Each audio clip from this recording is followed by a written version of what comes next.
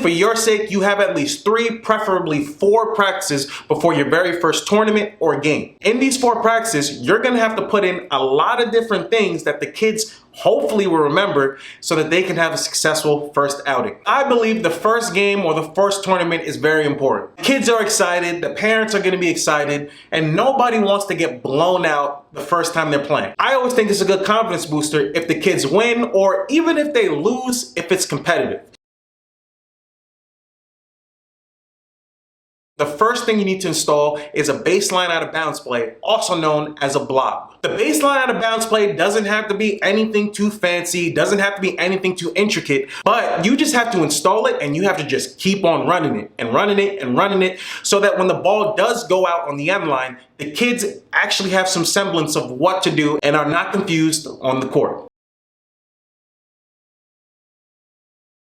Next, you need to install one man-to-man offensive play. Yes, you can let the kids just roam around in a 4-out 1 in, 3-out 2 in, 5-out 0 in, or I mean, if you don't really have a formation, you could just let them roam around in chaos. Yes, that's great, but it's gonna make you as a coach look a million times better if at one random point in the game, you call out something and the kids line up in a formation and they get a good look out of it. And the play doesn't even have to be anything that intricate. It could just be a dribble handoff into a ball screen.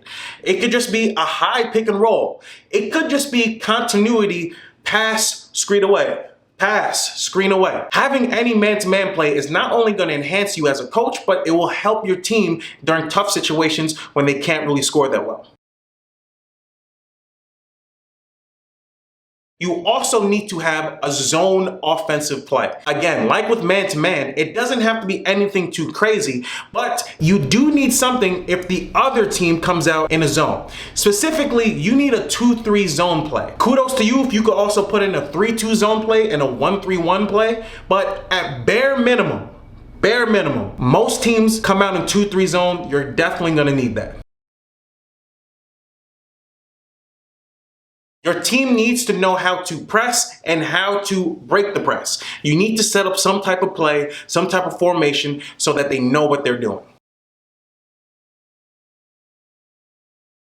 If you have time, put in a sidelines out of bounds play. This will help your team become more organized and it will make you look better as a coach. If you enjoyed the video, leave a comment down below, hit the subscribe button. Also, share this with any other coaches who may need some help. Coach Darren out. Peace.